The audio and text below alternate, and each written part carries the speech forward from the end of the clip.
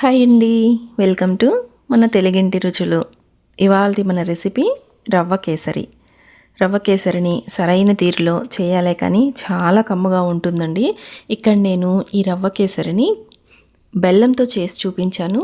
ఒక్కసారి అలాగే ట్రై చేయండి, చాలా టేస్టీగా ఉంటుంది. అలాగే చాలా ఫాస్ట్గా కూడా ఈ రవ్వ కేసరిని తయారు చేసుకోవచ్చండి. మీకు మ్యాక్సిమం ఒక 10 నిమిషాల్లో చాలా ఈజీగా ఈ రవ్వ కేసరిని అయితే ప్రిపేర్ చేసుకోవచ్చు. చూడండి, చూస్తుంటేనే టెంప్టింగ్గా ఉంది కదా. సో తప్పకుండా ట్రై చేయండి. వీడియో నచ్చితే కనుక లైక్ ఇవ్వటం మాత్రం మర్చిపోవద్దు. దీనికోసం అయితే ఫస్ట్ స్టవ్ ఆన్ చేసి స్టవ్ మీద అడుగు మందంగా ఉండే ఒక కడాయి పెట్టుకోండి. అందులోకి ఒక అరకప్పు వరకు అయితే నెయ్యి వేస్తున్నానండి. ఈ నేతిలోకి మీకు నచ్చిన డ్రై ఫ్రూట్స్ని అయితే వేసుకొని చక్కగా ఫ్రై చేసుకోండి. నేనైతే ఇక్కడ జీడిపప్పు వేశాను. జీడిపప్పు కొంచెం ఫ్రై అయిన తర్వాత ఇందులోకి మనము కొన్ని కిస్మిస్లు కూడా వేసుకుంటున్నాను. ఇలాగా జీడిపప్పు కిస్మిస్ చక్కగా ఫ్రై అయిన తర్వాత వీటిని ఒక చిన్న గిన్నెలోకి తీసేసుకొని పక్కన పెట్టేసుకోండి. ఇందులోకి మీకు నచ్చిన డ్రై ఫ్రూట్స్ని అయితే వేసుకోవచ్చు అండి. నేనైతే ఓన్లీ ఈ జీడిపప్పు అలాగే కిస్మిస్లు వేస్తున్నాను. చూడండి, ఇలాగ ఒక గిన్నెలోకి తీసుకొని పక్కన పెట్టుకోండి. ఇప్పుడు ఇదే నేతిలోకి ఒక కప్పు నిండుగా రవ్వ, మనకు ఉప్మా చేసుకునే రవ్వ ఉంటుంది కదండి, తెల్ల ఉప్మా రవ్వ, అది వేసుకోండి. మీరు కొలత కోసం అయితే ఏదైనా చిన్న గిన్నె కానీ గ్లాస్ కానీ కొలత కింద పెట్టేసుకోండి. నేనైతే ఇక్కడ చిన్న గిన్నెతో చేసి చూపిస్తున్నాను. ఒక కప్పు నిండుగా రవ్వ వేసాను కదా, ఈ రవ్వని నేతిలో చక్కగా ఫ్రై చేసుకోవాలి. అది కూడా సిమ్లో పెట్టేసుకొని చక్కగా ఫ్రై చేసుకుంటూ ఉండండి. ఇప్పుడు మరొక స్టవ్ మీద బెల్లం, చూడండి, మరొక గిన్నె తీసుకోండి. బెల్లం పాకం పట్టుకోవడానికి ఒక కప్పున్నర, మీరు ఏ కప్పుతో రవ్వ తీసుకున్నారు సేమ్ అదే కప్పుతోటి ఒక 1.5 కప్పు బెల్లం తురుము వేసుకోండి.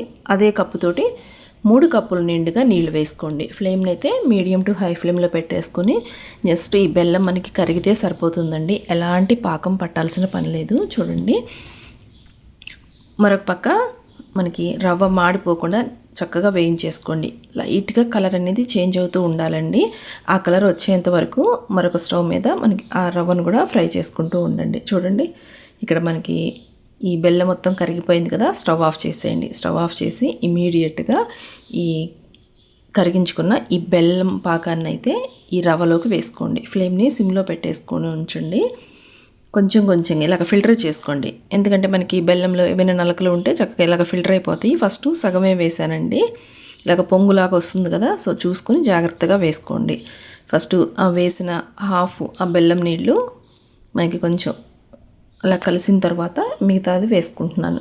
ఇలాగా కరిగించుకున్న బెల్లం మొత్తాన్ని కూడా ఈ రవ్వ వేగిన తర్వాత అందులోకి వేసేసుకోండి. చూడండి, ఇలాగ కలుపుకుంటూ ఉండండి. గడ్డలేమీ కట్టదండి, కంగారు పడాల్సిన పని లేదు. ఇలాగ కలుపుకుంటూ ఉంటే మనకి లైట్గా అది ఉడుకుతూ చిక్కబడుతూ ఉంటుంది. చూడండి, ఈ విధంగా మనకి ప్యాన్ నుంచి సపరేట్ అవుతూ ఉంటుంది. చాలా టేస్టీగా ఉంటుందండి. ఒకసారి ఇలాగా ఈ కొలతలతో చేసి చూడండి. మీకు ఇందులో నెయ్యి కూడా వేసాం కదా, మంచి ఫ్లేవర్ ఉంటుంది. ఇప్పుడు ఇందులోకి కొంచెం చిటికెడు సాల్ట్ వేస్తున్నానండి ఫైనల్గా. అలాగే యాలకుల పొడి వేసాను. అలాగే ఫ్రై చేసి పెట్టుకున్న ఈ డ్రై ఫ్రూట్స్ని కూడా వేసేసుకొని ఒకసారి బాగా కలిపేసేసుకొని ఇక స్టవ్ ఆఫ్ చేసేయండి. మీకు కొంచెం లూజ్గా కావాలనుకుంటే కనుక మరొక కప్పు వరకు అయితే నీళ్ళని వేసుకోవచ్చు. మనం తీసుకున్నది ఒక కప్పు రవ్వ కదండి, నేనైతే 3 కప్పుల వరకు నీళ్ళు వేసాను. ఒక 1.5 కప్పు బెల్లం తురుము, నెయ్యి అయితే ఒక 1/2 కప్పు. ఈ కొలతలతో చేసి చూడండి, చాలా అంటే చాలా బాగా కుదురుతుందండి. చూస్తున్నారు కదా, ఈ రవ్వ కేసరి వీడియో మీకు నచ్చితే ప్లీజ్ లైక్ చేయండి. ఛానల్ కొత్తగా చూస్తున్నట్లయితే సబ్స్క్రైబ్ చేయండి ఫ్రెండ్స్. Thanks for watching.